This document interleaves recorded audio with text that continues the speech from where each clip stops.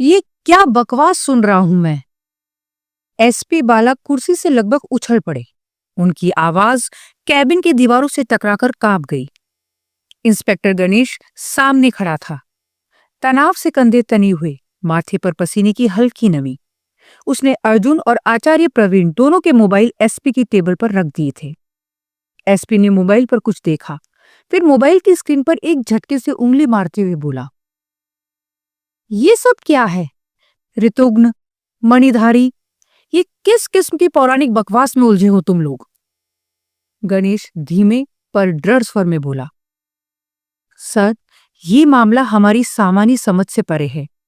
यहां कुछ अलौकिक हो रहा है। एसपी ने गुस्से और डर के मिश्रण से उसकी तरफ देखा।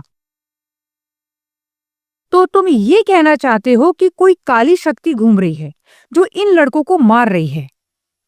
जी, जी सर, गणेश ने हिचकते हुए कहा।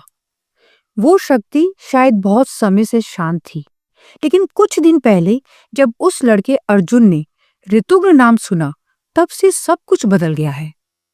एसपी अपने माथे पर हाथ रखकर बैठ गया। कमरे का वातावरण भारी हो गया था। ये ऐसा मामला नहीं था जिसे वो डीजीपी या किसी मंत्रालय को समझा सके। और सबसे बड़ी समस्या ये थी कि चीफ मिनिस्टर का पोता मारा गया था।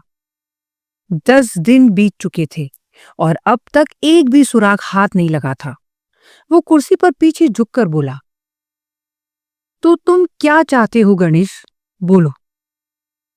इंस्पेक्टर गणेश ने गहरी सांस ली। सर, मैं अर्जुन और आचार्य प्रवीण को अपनी इन्वेस्टिगेशन में शामिल करना चाहता हूं। एसपी की गर्दन झटके से ऊपर उठी। तुम पागल हो गए हो क्या? 2 संदिग्धों को अपनी टीम में शामिल करोगे? सर, कोई और रास्ता भी नहीं है।